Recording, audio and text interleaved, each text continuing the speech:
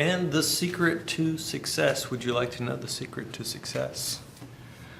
Figure out how score is kept and play the game accordingly. Now, what do I mean here? How do you score points in baseball?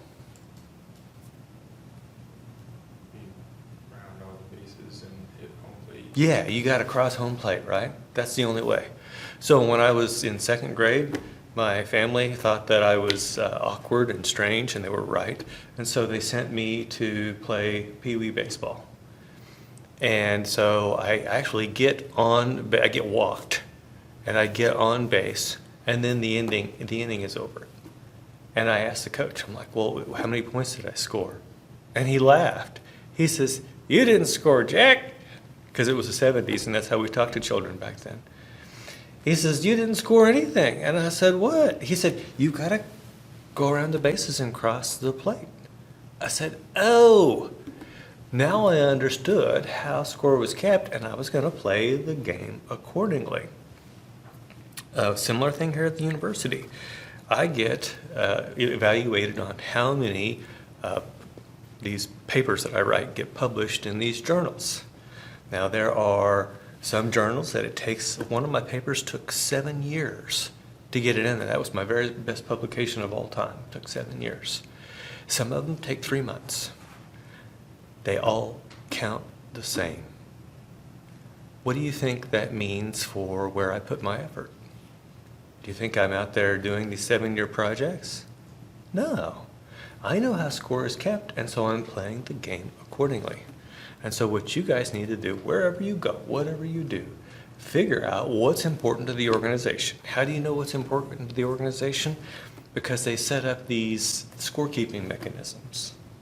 And once you figure out what that scorekeeping mechanism is, all you have to do is figure out how to play the game to trip that scorekeeping mechanism. Does that make sense? Okay. I've actually known some quite brilliant people who were here and they were working on these big, massive, super projects that eventually wound up in these fancy journals. However, because it took them more than 6 years to complete, they didn't get tenure and they got fired. And so they failed to understand how score was kept.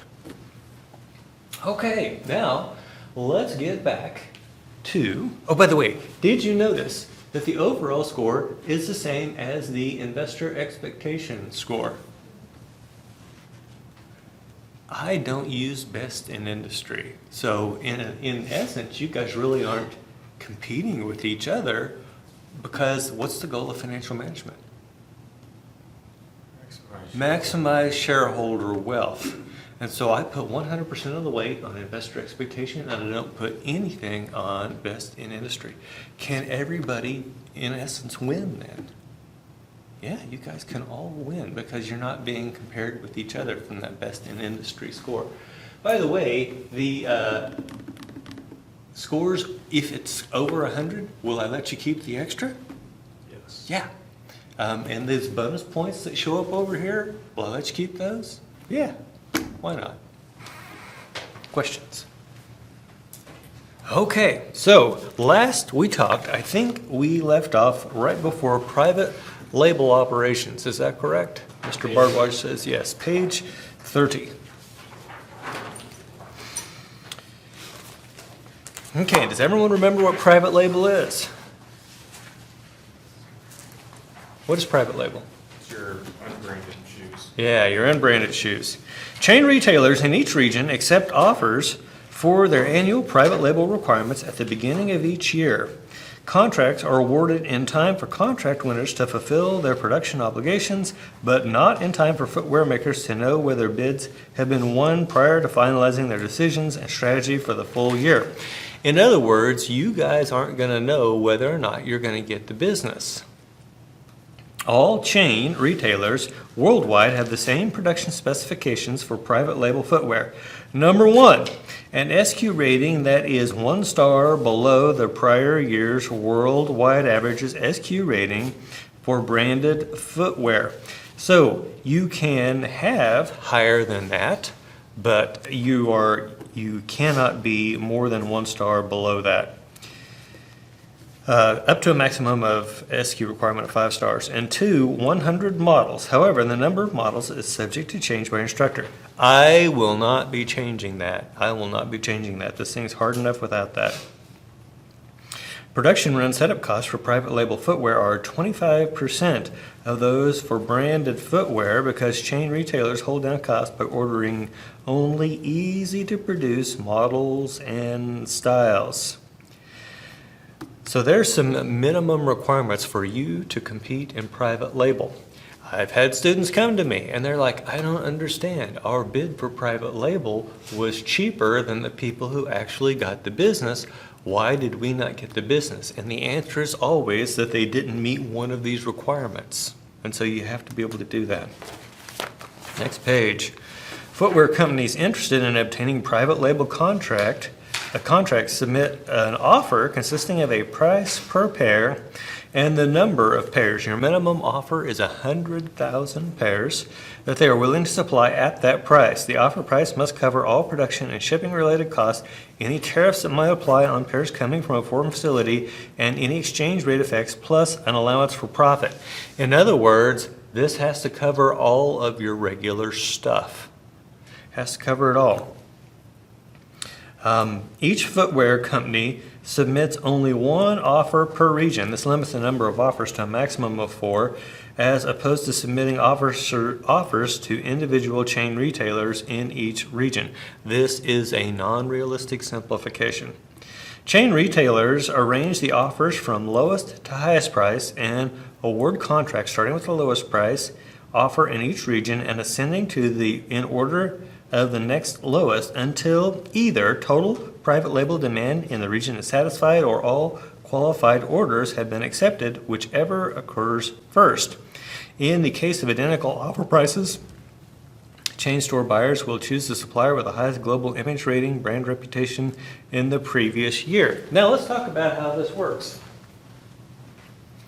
So let's say that they are wanting to buy 1 million pairs of shoes.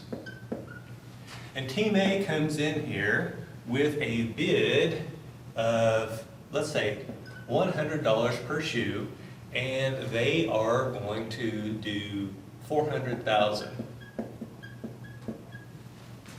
Team B says, well, we're going to sell for 120, and we would be willing to do 850,000 pairs.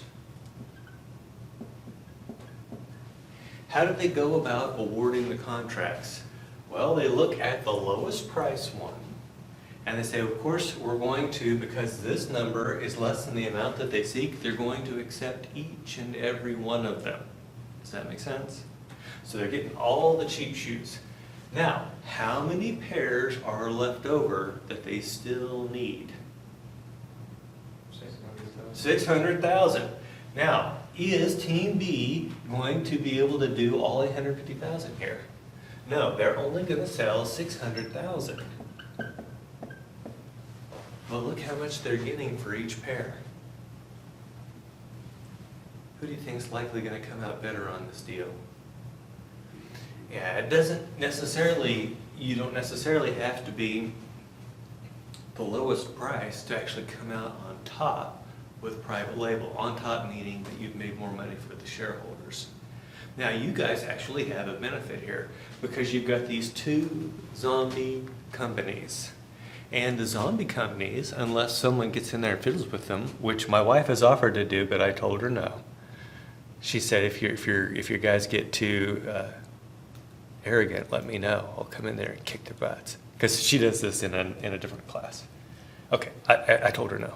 So here's what you need to know is you don't necessarily have to be the lowest price one, and that these zombie companies will not be playing in the private label. So there should be plenty of market for you, both of your teams, to play in this private label market. Does that make sense? Now, what does that mean? You can get in there and in fact, one of you could decide to blow the whole thing out and try to capture the entire private label market. But you both should very definitely be trying to play in that market because there's going to be plenty of meat for everybody. let's see. Depending on the amount the chain stores are buying, the price offers and the various quantities the footwear makers are prepared to supply, any one company may sell all of the private label pairs it is willing to supply in a region, some of the pairs, or none. Participating in the private label segment has risk.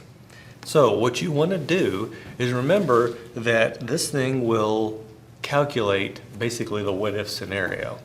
And so what you want to do is make sure that you will be okay whether or not you get that private label business. If you set things up to where you can only succeed if you get the private label business, sooner or later you will find yourself severely disappointed. So don't do that to yourself.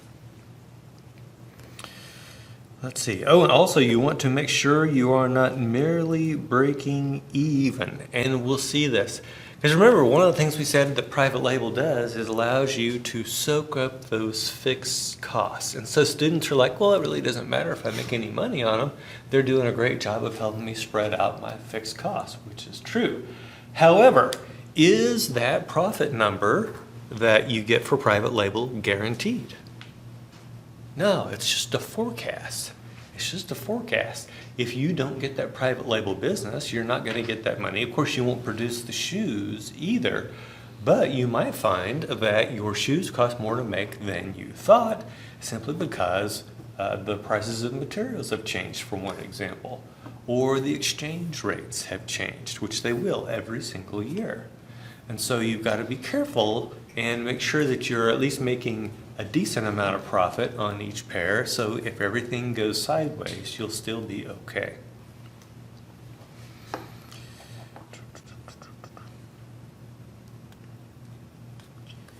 Prior management believed it made good business sense to seek out contracts to make private label footwear and thereby utilize production capability not needed to make branded footwear. That's a big hint. If the prior people thought it was a good idea, do you think it's something you should ignore? Absolutely not.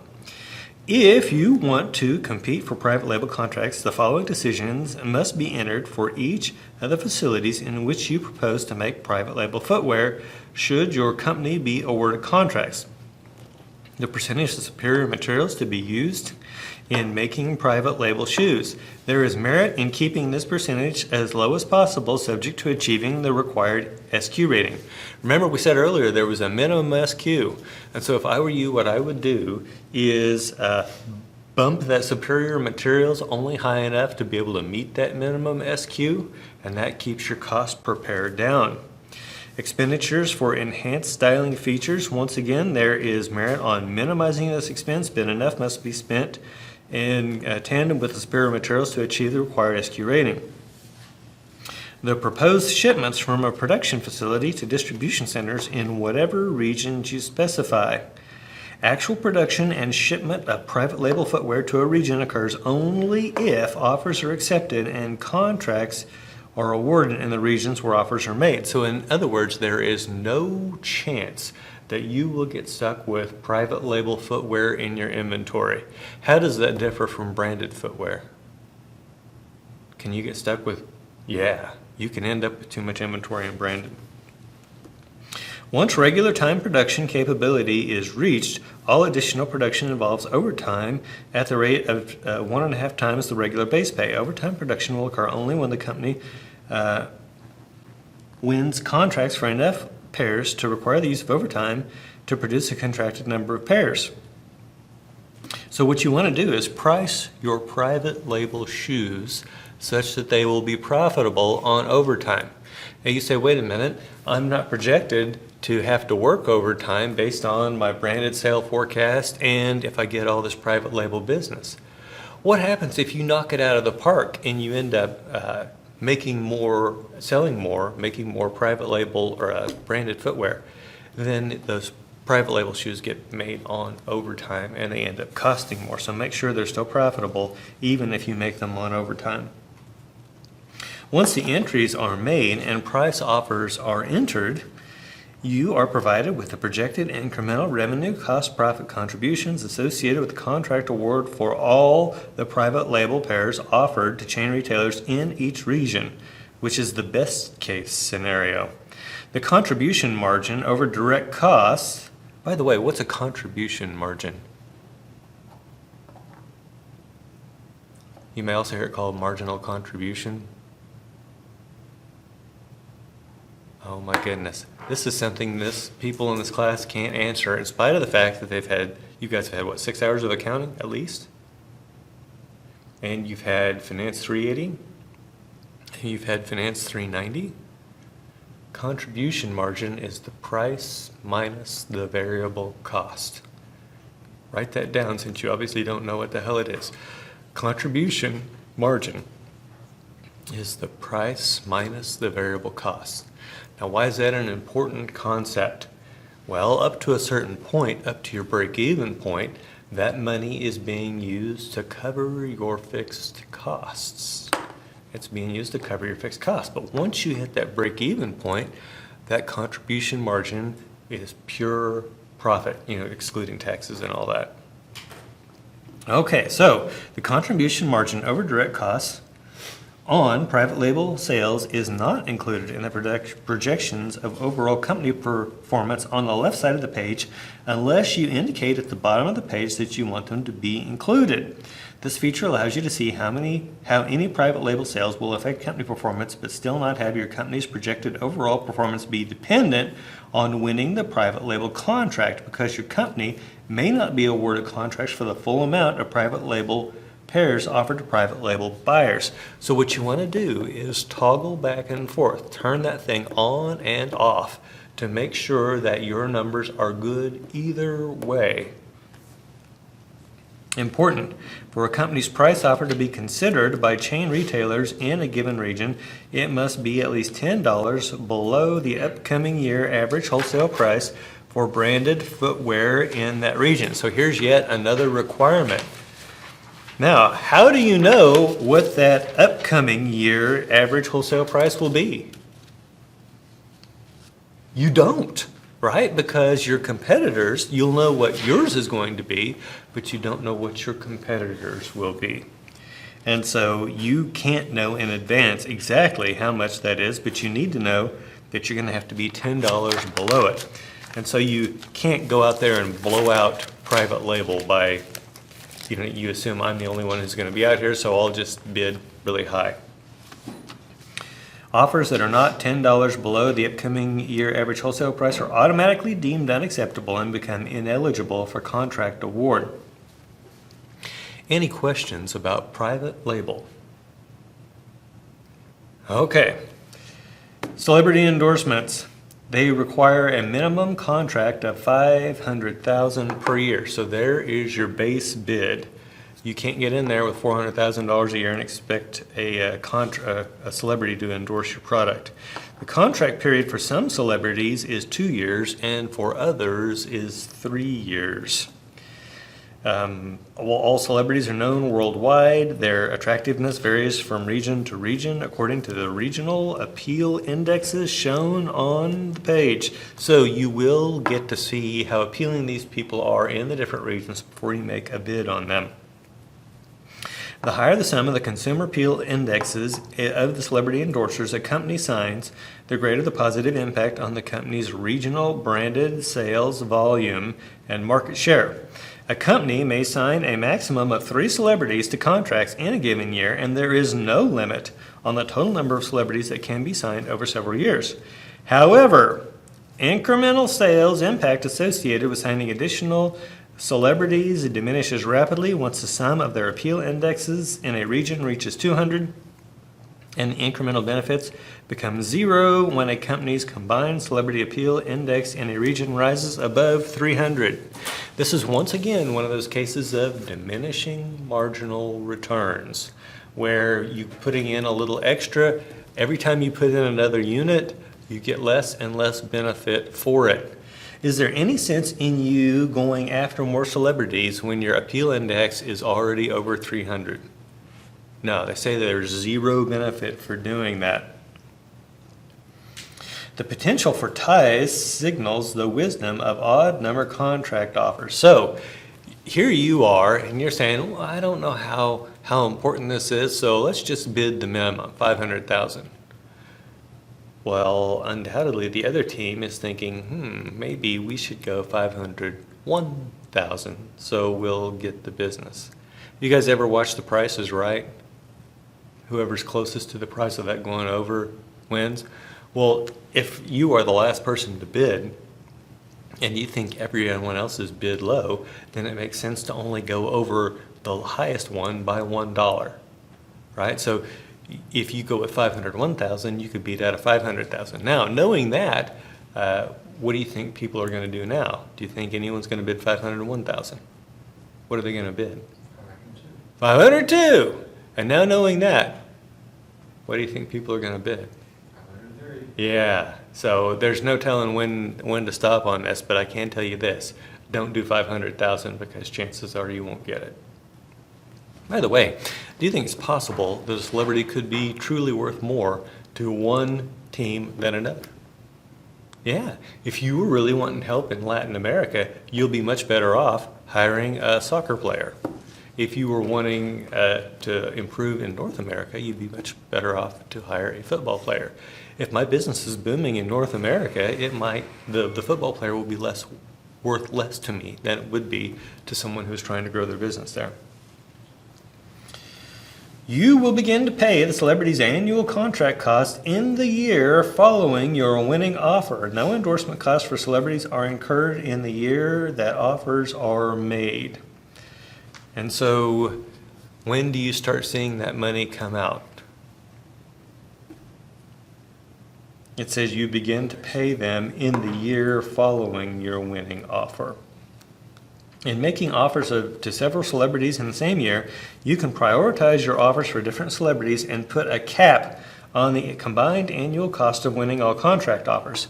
If there is more than one celebrity available, and you know you don't want to spend more than $1.5 million, you can give it priority for who you want, and you might go out there and place bids for more than $1.5 million, but it will cap your spending at $1.5 million if that's what you put in as your cap. Whether the incremental sales and profits contributed by a celebrity endorser are sufficient to cover the contract fees paid will depend on how much you have to offer to win the celebrity's endorsement and the sizes of the celebrity's consumer appeal index within each geographic region. Is it possible to pay too much for these people? Absolutely. It's possible to spend more on them than they are worth. And so be careful when you go out there and make offers. The value of celebrity endorsements in the athletic footwear business will have a positive bottom line payoff if the contract payments are not unreasonably high. The maximum contract offer is $30 million per year. Should you start your bidding anywhere near $30 million? Hell no. Start much lower than that. And remember that you have diminishing marginal returns. It would be better to pick up a couple of subpar endorsers for $1 million a year than to pick up one super endorser, perhaps, with $15 million per year, simply because maybe the appeal indexes of those two added together are greater than for the one. Does that make sense? And so that's why it makes sense to bid on more than one. Corporate and social responsibility and citizenship. The decision entry page concerns several CSRC initiatives your company may elect to undertake. Now, we've talked a bit about this. This is the stuff that you're doing to basically signal that you are a virtuous company, right? Did you guys see that the guy in charge, I forget his name, but he's a big deal at BlackRock, and he says that funds should stay out of politics. Did you guys see that? You guys need to start reading the Wall Street Journal because it's the sports pages for our game. Now, here's why that's so funny. 2 years ago, BlackRock was pushing the idea of ESG investing. What's ESG investing? Environmental, social, governance. Yeah, environmental, social, and governance investing. And the majority of the things that are being pushed by that ESG, are they left-wing ideas or right-wing ideas? Yeah, they're left-wing ideas. In other words, 2 years ago, BlackRock was pushing the biggest political agenda in investing, and today they're saying that funds shouldn't be political. What's changed? The administration. Yeah, the administration's changed. Now, what do I say? What's the goal of financial management?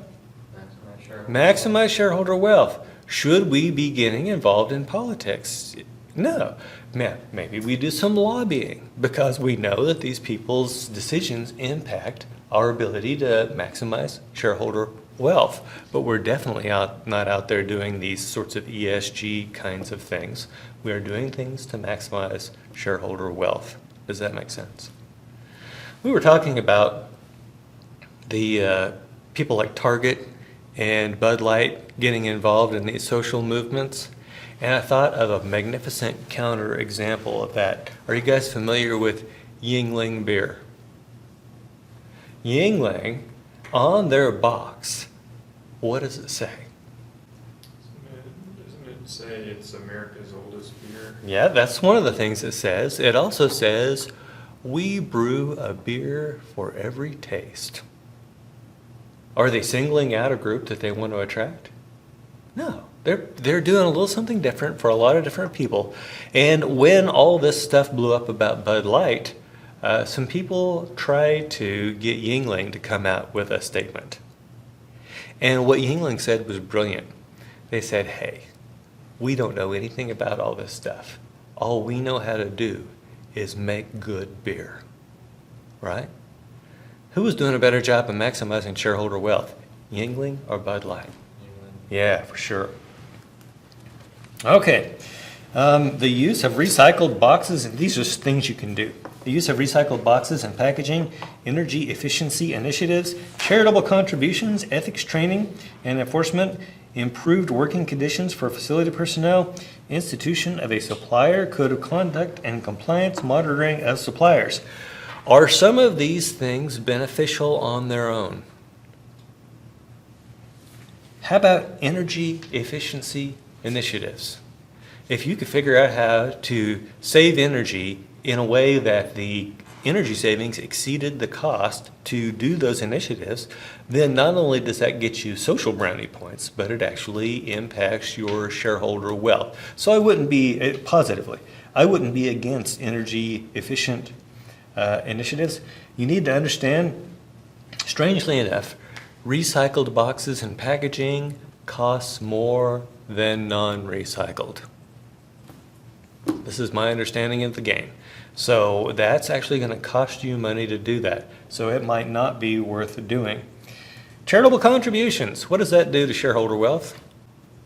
Yeah, it decreases it unless people are like, oh wow, you guys, you gave money, so we're going to buy more of your shoes, right?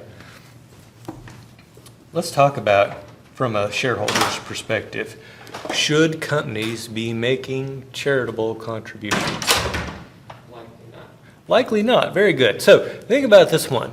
You've got this extra money at the company. Who does that money belong to? Sure. The shareholders. And so so who should be making the decisions about where that money goes charitably? The shareholders. The company might choose to do something that I don't agree with. Maybe I can't even think of an example I'd want on video, but they might be doing some things that I'm like, whoa, that is morally depraved. I don't want to be involved with that. So if the company is taking my money and spending it on these charitable things that I might not agree with, that's actually going to be a negative impact. So my advice to you is, if you are at a company and they're talking charitable contributions, the only kinds of things I would be interested in doing would be things like disaster relief, something where they were universally seen as a positive thing. Example, a lot of beer bottling companies will bottle up just straight filtered water in their glass beer bottles and ship it off to these zones where people have been through a natural disaster. What do you think happens when everybody's standing around at the Superdome after Katrina is drinking water from a Miller bottle? Does that sound good for the company? Do you think the impact may be greater than what they spent on it? Absolutely. And will anyone say, oh, you shouldn't be giving water to thirsty people? No, that's universally appealing, right? So I would say there's a very narrow case for charitable contributions. Ethics training, if the ethics training keeps your people from stealing from you, perhaps there's also a business case for that. Enforcement of ethics, improved working conditions for facility personnel. When might that be a valuable investment? If you need to improve production. Or Yeah. productivity. So it's getting your workers to be more productive. I'll give you an example. I worked at a machine shop in New Iberia, Louisiana, on the swamp, and it was not air conditioned. And at night, they always kept the garage doors rolled up on both sides of the facility so the wind could blow through, because otherwise it was stiflingly hot. But there were these really beautiful, powerful lights in the shop, because you need that to be able to machine. What happens when you mix a swamp with open doors and powerful lights? Bugs. And the bugs in Louisiana are freaking huge. And so you walk into our machine shop at night, and all the guys had towels on their heads because the bugs would fly up to the lights, and the lights were so hot it would kill the bugs, and then the bugs would fall down the back of their shirts. What do you think that did to productivity? Yeah, in the toilet. And so we actually, when we finally got that building air conditioned, the productivity improvement on night shift was noticeable because those people were no longer having to dodge these dying bugs. Okay, let's see what else we got here. Institution of a supplier, code of conduct and compliance monitoring of suppliers. Does that maximize shareholder wealth? Only if it prevents some sort of expose, right? Because when does Nike ever have problems? If someone goes in undercover in the workplace. And by the way, I'm going to ask our resident expert about manufacturing in the developing world. The conditions that you see in the developing world that the workers there think are perfectly acceptable, how would they appear to the Western world? Yeah, they'd be pretty bad. And you go into these places and it looks awful, but it's actually much better than, for instance, if they were working for a local manufacturer who was not supplying Apple, Nike, those kinds of folks. And so this, and by the way, you're not going to have to worry about one of those exposés in the game because it's not part of it. So if I were you, I would not be too concerned about that. Spending meaningful amounts on corporate social responsibility and citizenship initiatives over a sustained period can enhance your company's image rating by as much as 20%. There's a couple of big things there. First of all, sustained period. Can you just do this once or twice? No. If you only do it once or twice, basically you flushed your money down the toilet. The other thing that says, ooh, by as much as 20%. What is a 20% boost in your image rating going to get for you? That's a question you need to figure out the answer to. My thought is probably not much. Image gains are minimal unless your company's actions are comprehensive, including several, but not necessarily all, of the optional CSRC initiatives. So if we flip back to that previous page, you might be able to choose to do some of these and not to do others and still be able to get yourself a boost there, but you're not going to be able to just choose energy efficiency initiatives or just choose the ethics training. You're going to have to do several. And you got to have an effort of 4 to 5 years. 4 to 5 years. Are you starting to see why I don't necessarily recommend people do this stuff? Because you got to do a lot of it, and you got to do it over a period of years. And what do you get out of it? At most, 20%. Yeah, I'm really not.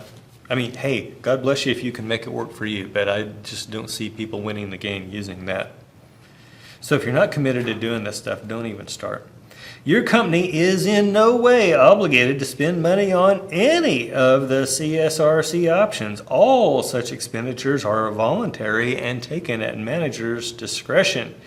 your company can most definitely achieve a good image rating, brand reputation without undertaking any of the optional CSRC initiatives. What did they just tell you? Don't do this stuff, right? Why do we put it in there? It's To add tempting. noise to make the name harder. Yeah, it's tempting, right? And in fact, I know people, good friends with one of them, who was a student that took this, and they're like, "Oh yeah, I want to do all that stuff." And my question was, why? Because it's good for the environment, because it makes me feel good. And I'm like, well, how's that going to impact your grade? It's there to draw people away. That's my theory on it. It's there to draw people away from doing your best to impact your maximize your shareholder value. Now we're on finally to finance and cash flow. By the way, I have changed the weights to where I talked about the investor expectation and how it's 100% instead of being split 50-50 with best in industry. I've also changed, there's another part where you weight different things, and it's all finance stuff that I've put the weight on. The one that I didn't put any weight on at all was the image rating. So as far as figuring out your points, image rating isn't going to come into play. Now, will it come into play with your market share? Yeah. But it's not going to be figured into your points directly. Financing cash flow decision page involves 8 decision entries and provides projections of cash inflows and outlays for the current year, along with projections of other important year-end financial statistics. Just back of the envelope, what should be greater, inflows or outlays? Influence. Yeah, wouldn't you rather, think about your own checking account. Wouldn't you rather have more flowing in than flowing out? So there's your first stink test, along with projections for important year-end financial statistics. At the end of year 10, the company's total assets were financed with 39% debt and 61% equity, putting the company in a good position to cover its interest and principal payments on loans outstanding to the International Bank of Commerce, with which the company does all its banking, financing, and foreign exchange transactions. Now, one of the things that we're going to talk about in Unit 1 over capital structure is that we believe, and I say believe because we can't prove it empirically, but we believe there is an ideal capital structure for an optimal capital structure for every firm. And it's different based on what industry you're in. For example, if you are a bank, the ideal capital structure would be 90% debt. And in fact, that's what we see. Around the world, banks tend to be financed with 90% debt, 10% equity. When you look at electric utilities, they tend to be 50% debt, 50% equity. When you look at biotechnology firms, they tend to be 100% equity. And it all comes down to how reliable are the cash flows coming in. If the cash flows coming in are highly reliable, you can afford high debt payments. Does that make sense? If your money coming in is volatile, can you afford to have high debt payments? No. I'll give you an example. So I live on one side of the street, and I had a spine surgeon lives on the other side of the street. I am a government employee, a tenured professor. I get paid a fixed salary regardless of how many people show up in my class. So thank goodness, because there's only like 6 people here right now. Okay, but however many people show up, I get paid the same. Now, my neighbor, on the other hand, got paid by the spine. And I would see him out in his yard looking all grumpy and cursing aloud, and I would say, "Hey, what's up?" He's like, "Those bastards at Mercy aren't throwing me any spines." I'm like, well, maybe people just aren't hurting their backs as much. Wouldn't that be a good thing? He says, "Not for me," right? So his income, mine looks like this, right? Straight across. His income looks like this. Who do you think could afford to have higher level of debt? Me. I knew exactly how much money was coming in every month. All I have to do is take my wife's paycheck, add my paycheck to it, and that's going to be exactly how much money is coming in every month. I can kind of figure out how much debt I can afford. Is he in a situation to do that? No. Now, even though I have the capability for high debt, I don't take on a lot of debt because I was raised by a farm family. Do you think farmers are big fans of... No, you don't know if that crop's going to fail or not, right? You don't know if the cows are going to dry up. You don't know what's going to happen to beef prices. So farmers' incomes are volatile. As a result, historically, they have tended to not want to rely on debt. Now, the only money that I owe is on my mortgage. So I've got this high debt capacity, but I'm only using a little bit of it. My neighbor, on the other hand, has got this highly volatile income, but physicians are terrible with money, by the way. If you get to be a financial advisor, get physicians as clients because they will benefit the absolute most from your efforts because they suck. And here's what he did. His house, at the time I paid about $350,000 for my house, he paid about $500,000 for his because his had a basement. Plus he did all his outdoor kitchen and crap. So he owed a lot of money on the house. Plus he had a brand new BMW M5. Do you guys know what a BMW M5 is? Mr. Bardwaj, is that a cheap car? No, that's a very expensive car. By the way, I had a BMW 228i at the time. That was probably, 30% of the cost of the M5? Not a big deal. Okay, now what else? He's got student debt because he went to medical school, and unless you're independently wealthy, you basically have to take out loans to do that. Here's the fun thing. Being a professor, going to PhD school, they pay you. They pay your tuition, they pay your fees, plus they give you a monthly stipend to live on. That's not true for medical school. So here was a man who's living on high amounts of debt. By the way, his wife didn't work either, and they kept cranking out kids. So he's got a high level of debt. He's got highly volatile cash flows. Here I am with stable cash flows and a low level of debt. How likely was it that he was going to go into bankruptcy? Very likely. How likely is it that I'll go into bankruptcy? Pretty low. Pretty low. And in fact, let's take it one further. My parents have not had any debt since 1976. What's the possibility that they'll go bankrupt? Zero, right? Zero. And that's why these biotech firms depend totally on equity because of the jumpiness in their cash flows. Let's talk about what the cash flows look like at a biotechnology firm. By the way, what do? They invent new drugs, they invent new processes, things like that. But you have to pay geeks to develop this stuff. And by the way, geeks are expensive. I used to be one. So they would pay, I'm still a geek. They pay these people to develop this stuff. And then, so you've got lose money, all this cash outflow. And then assume that they hit the jackpot. They come up with the cure for herpes or whatever. What happens to the value of their firm? 10x. Whoa! Yeah, it takes way off. And the cash flow is just huge. Now, would you loan money to a company like that? Absolutely not. They can't meet that monthly debt payment. And so the only way I'm going to invest in a biotechnology firm is through its equity. Does that make sense? Okay. Now, all that said, we know, therefore, that for the shoe industry, there is likely an optimal capital structure. And what is our very best guess for the optimal capital structure in an industry? We look at the industry average and we make the assumption that that is our optimal level. Do they tell us what the capital structure looks like here?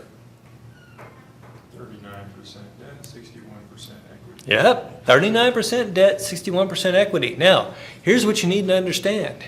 If you go above the optimal capital structure with debt, then you do get additional tax benefits because interest is tax deductible, but the expected cost of financial distress increases enough to more than counterbalance that. And so you are less better off as a result. If you go below the recommended amount of debt, then you are not taking full advantage of the tax shield of debt. And so what you want to do is find the capital structure where the additional dollar of increase in interest gives you exactly the same positive tax benefit, and it's exactly offset by the expected cost of financial distress. And so what that means is we want to be at that target capital structure. And so should your goal be immediately to start paying down the firm's debt? Absolutely not. Because you are at the optimal, you're going to start giving away that tax benefit. But here's what happens.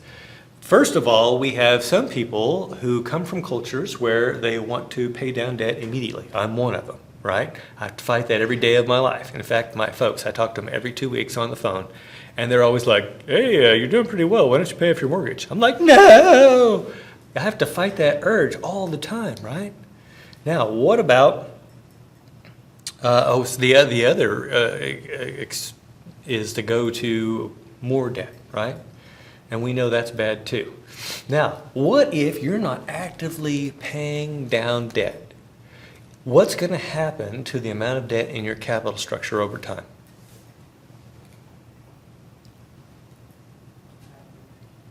It's going to go down for two reasons. Number one, debt is maturing. Does that make sense? You're going to see that you've got some loans outstanding, and some of them are going to come due in a year, some of them with 10 years. You know, it doesn't. So you guys could read and figure all that out. But here's what you need to know. Even if you are not actively paying down debt, your debt will go down. However, what if you are making a lot of money and retaining a lot of earnings? What's that going to do to your equity? It's going to go up. So even if you keep the exact same amount of debt, if you're being profitable and retaining earnings, your equity is going to go up, and so the percentage of debt in your capital structure will still go down. The most common thing that I see is that people either A, go out there and immediately try to pay off their debt as much as they can, or B, they just don't pay attention to it, and what it does is it just drifts down over time as the company becomes profitable and retains earnings. Does that make sense? So what does this mean? It means in every period, I want you guys to be looking at this and figuring things out. And if you find, for instance, that, oh my goodness, we're down to 25% debt in our capital structure, how could you fix that problem? Any ideas? Yeah, get a loan. That's step number one. Now the next thing is, what do you do with the money? Do you just like put it in the checking account? No. What do you do with the money? Reinvest in the company. You can reinvest. So let's say you need to replace some machinery. You could use that borrowed money to buy the new machines. Perfectly fine. Let's say that you don't need money for investment right now. You borrow the money, what can you do with it? You could pay dividends. Very good. What else? Buyback. Yeah, share buyback. And that's where I would go with it. If I didn't have the investment need, I would go ahead and do a share buyback. Share buyback actually helps you in two ways when you borrow money to buy shares, because you're increasing the debt, and what are you doing to the equity? Earnings per share is going up. Well, you're decreasing the amount of equity, right? And so you are actually getting double benefit when you borrow money and you buy back shares as far as changing your capital structure. Whereas if you just take the money and buy equipment with it, you've only got the benefit of the increased debt, not also the benefit of the decreased equity. Does that make sense?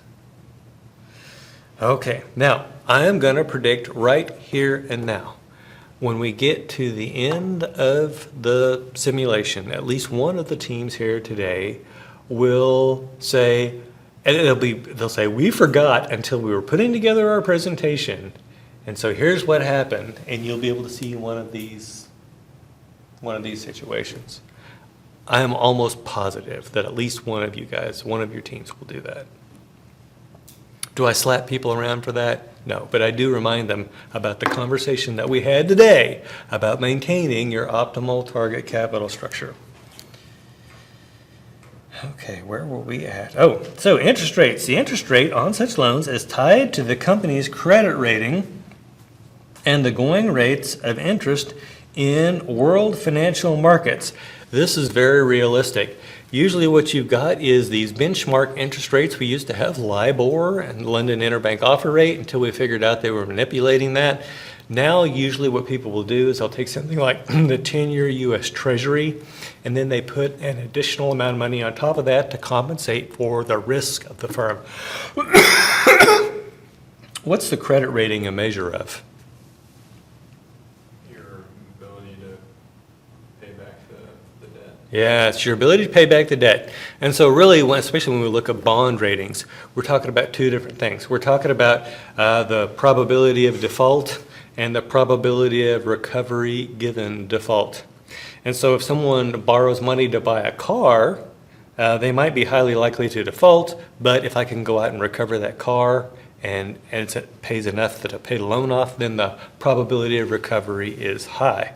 So this credit rating you can think of as being a combination of those two things. And of course, the better your credit rating is, the lower your interest rate.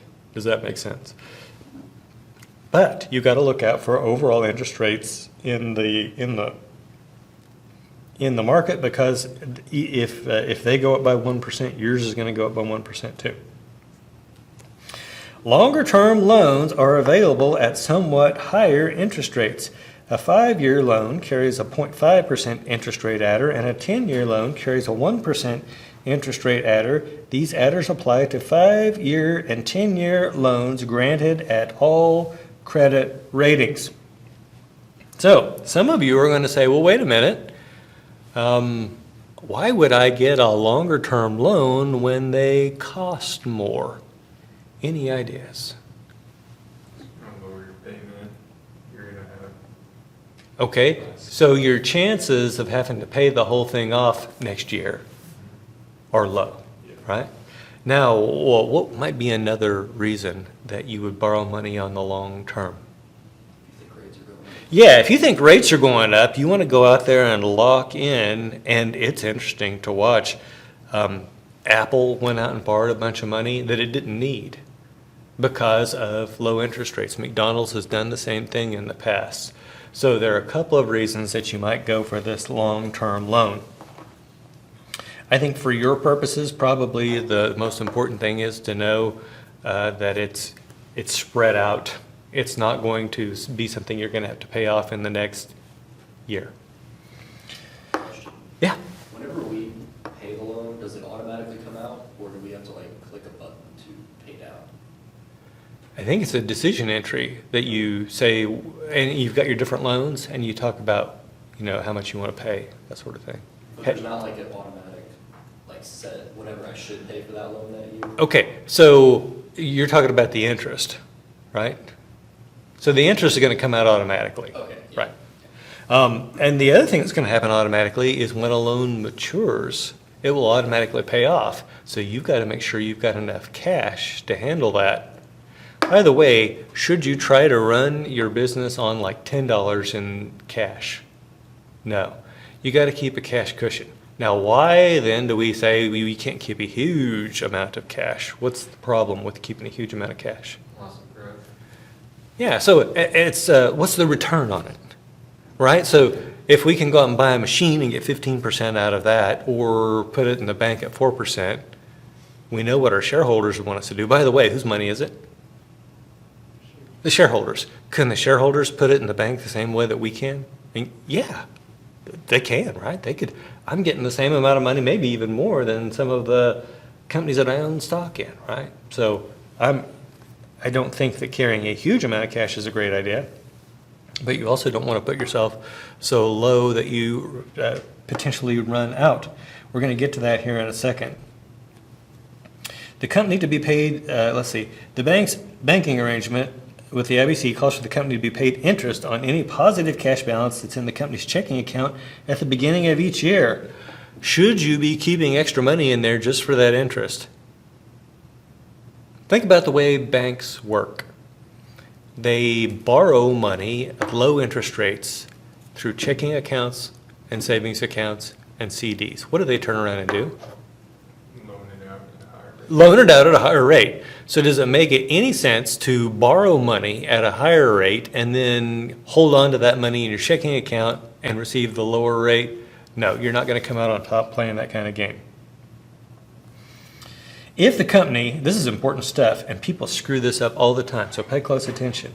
If the company overdraws its checking account, the IBC will automatically issue a 1-year overdraft loan in an amount sufficient to bring the ending cash balance up to 0. The interest rate charged on overdraft loans carries a 2% adder to the current interest rate on 1-year loans. For example, 9% if your B credit rating carries a 7% short-term interest rate. Are these overdraft loans a good source of borrowing for you? No. If you find yourself in a situation where you're going to end up with an overdraft loan, what should you do? Borrow before. Yeah, go ahead and borrow before, right? And so you need to be keeping a close eye on that cash. Now, you say, well, wait a minute, I made sure that I had $12 in there, and now it's saying I have negative $5,000. Why is that? What could have possibly happened?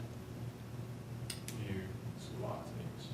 Yeah, but basically, your competitors outcompeted you, so you didn't get the sales you thought, so you didn't bring in the cash flow you thought, and so you don't have as much cash coming in as you thought you would, and therefore, now you've got a much lower cash balance than was projected. Remember, that's just always a projection. It's not certainty. The potential for overdrawing your checking account is signaled by a negative number on the line labeled projected cash balance at the end of the years, if the end of the year, and the ending cash number in the performance projection box at the left of the page. However, a very small positive projected ending cash balance risks a cash shortfall resulting in an overdraft loan, since there's always uncertainty that sales volumes, revenues, and cash inflows may be lower than anticipated. Every time we play this game, at least one team says, and in year 17, we got an overdraft loan. We didn't realize until afterward, when we were looking at things, that we'd actually got it. Is that something you'd want to hear a manager at a company say? No. You guys should be on top of these things. And in fact, you should notice when you get an overdraft loan, but more than that, you should do what this gentleman said, and that is borrow beforehand to make sure that you don't get an overdraft loan. An overdraft loan is a sure sign of poor management on your part. By the way, the game doesn't allow bankruptcy. This overdraft loan is how the game handles bankruptcy. So what are the factors that determine your company's credit rating? A company's credit rating is a function of 3 factors. Number 1, the interest coverage ratio, which is the annual operating profit divided by annual interest expense. So if that thing's greater than 1, in theory, you should be able to cover your interest expense. The debt to assets ratio, that's the total debt ratio, defined as total liabilities divided by total assets. And number 3, the default risk ratio, defined as the cash flow from operations divided by the combined annual principal payments on all outstanding loans.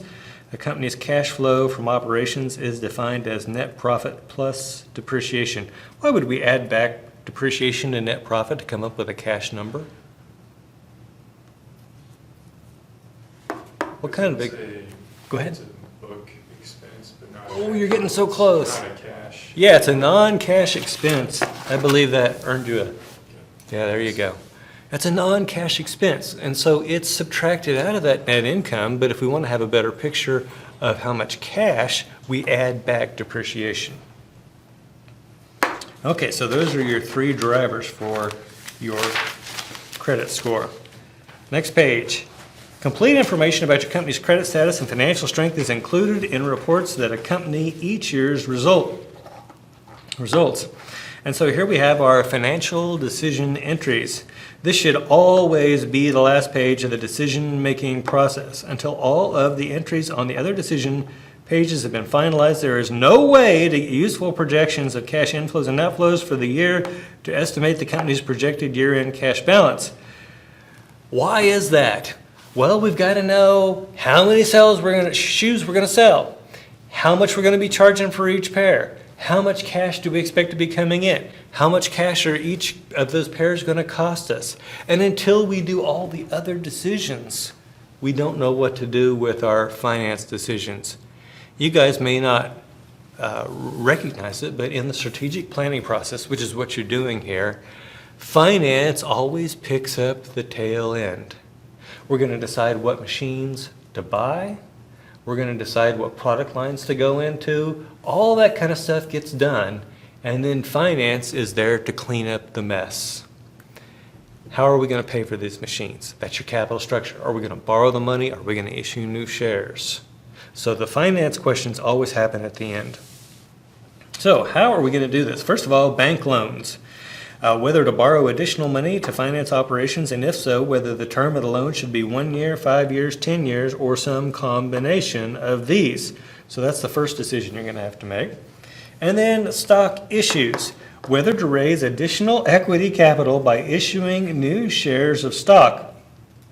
Now remember, we said that buying back shares was good because it would decrease the number of shares. It decreases the outstanding equity, so it's going to boost your EPS, it's going to boost your ROE. What does that mean the impact of issuing new shares is going to be? Opposite. Yeah, it's exactly the opposite, right? And so typically we don't want to see you issuing new shares of stock. New issues of common stock, of course, have the effect of diluting EPS and lowering ROE, and should be done cautiously and infrequently. So, when should you do this? Well, let's say that you've got yourself into a world of hurt. You've made some stupid decisions, and now you've got a lot of debt, and you need to pay down some of that debt. Let's say your debt's up to 80%. Maybe you go ahead and issue some stock. You take the hit, and you pay that debt down. However, just like with the inventory, you need to solve the root problem that got you into that mess to begin with. So if you continue to operate the company in the same way, what's going to happen again? More of the same. And you end up issuing more stock to cover that. So this isn't a solution, it's a Band-Aid. You need to figure out how to fix the underlying problem. So what if you were going to go expansion, great gonzos here, and you could borrow a certain amount of money, but you in order to keep your capital structure at that optimal target, maybe at that point you go ahead and issue some additional equity.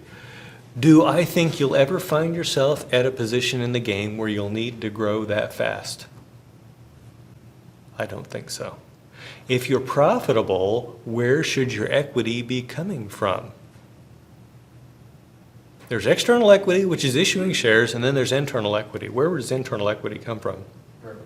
Say again? Revenue. Revenue? Okay, so more, Retained earnings. yeah, retained earnings. I would give you another coin, but you're already coined up for today. Okay, so basically, the retained earnings are the internal equity of the firm. If I'm profitable, I should be able to use internal equity along with the debt to fund these new projects and maintain my optimal capital structure. Does that make sense? Okay. The company cannot issue new shares in the same year they elect to repurchase outstanding shares. Do I need to explain why it would be stupid to do that? Why in the world would you issue new shares when you were repurchasing old shares? By the way, do you think it's free to issue new shares? No, they have something called flotation costs, right? And so you would be better off just not to repurchase old shares than to issue new ones and repurchase the old ones. Early bank loan repayment. This goes to your question, Mr. Puett. Whether to pay off 1 or 2 of the outstanding 5 or 10-year loans early. Based on what we've said so far, do I recommend paying off the loans early? No, you're going to naturally have a declining total debt ratio that you're going to have to deal with anyway. So paying the loans off early, probably not the best idea. So keep your target capital structure in mind. The goal is not to pay off all your debt. And by the way, debt, your leverage, remember that debt actually increases your ROA compared to your ROE compared to your ROA, because this is ROA times the equity multiplier, and the equity multiplier is 1 plus the debt to equity ratio. And so as debt goes up, the equity multiplier goes up, ROE goes up compared to ROA. Now, should you then say, well, wait a minute, I'll just take on all the debt that I possibly can, just really jack that ROE up? Bad idea. Remember we told you about the probability of financial distress increasing as you have more and more debt in your capital structure? So what you want to do is maintain that ideal capital structure we talked about earlier. No dividends can be paid in the event such payment results in projected shareholders' equity falling below $150 million minimum established by the board of directors and expected by the credit rating agencies. Higher dividends are welcomed by shareholders and have a positive effect on the company's stock price unless dividend payments exceed EPS and thus cannot be sustained at present levels. So shareholders expect dividends. Usually at least one dumbass group will go in immediately and cut their dividends to zero. Wrong. Wrong. They expect dividends and they expect them to grow. So do not cut dividends or just leave them the same unless you face a huge cash crunch. Now, if you find yourself in a real bad need for cash, does it make sense at that point to suspend your dividend? Yeah. Especially if you were considering issuing stock instead, it makes sense to suspend your dividend. But I hope to find none of you in that situation. Stock repurchases. Whether to repurchase some of the outstanding shares. Using cash on hand to repurchase and retire outstanding shares has the advantage of increasing earnings per share, return on equity investment, and the company's stock price. The board of directors has reserved the right to limit the number of shares repurchased in any year, and the company may not repurchase any shares if the stock price at the end of the prior year is lower than $15 per share. In deciding how many shares to repurchase, you can try several entries and watch the projected effects on earnings per share, return on equity, and the amount of cash required. One common thing that I hear people say when they do their presentations is, we wish we'd used some of that cash earlier to repurchase shares back when they were still cheap. Because if you do a good job, what's going to happen to your stock price? And as stock price goes up, what happens to the number of shares you can buy back with the same amount of money? Goes down, right? And so if you've got extra cash and you're not overly concerned about running out of cash, maybe consider doing a repurchase. But only after you've met the requirements for the dividend and the growth that is set out in the investor expectations. I think that is all we need to talk about the BSG. I was asking, if you did cut dividends to zero, what do you think the share price would do? Takes a dump. Can I give you a more percentage? No, I can't tell you a percentage, but I could tell you if you cut dividends in the game or in the real world, what does that signal to the investing community? You don't sure be able to pay them. Yeah, you don't think you'll be able to pay them. Now, think about the other way. What happens when you raise dividend? What does that signal? Yeah, so and keep in mind, dividends have a stronger signal than repurchases, and here's why. Dividends are sticky. People expect dividends not to get cut. And so managers know that. And how do we know that? Because when managers cut dividends, there's a huge down, and in the increased dividends, there's a slight blip up. So there's an asymmetric reaction. And so we know people are really touchy about dividends. And so managers are reluctant to raise dividends because they don't want to have to cut dividends. So if I were you, what I would do is I would pay the dividends at the expected rate and with the expected growth. But I wouldn't go much beyond that.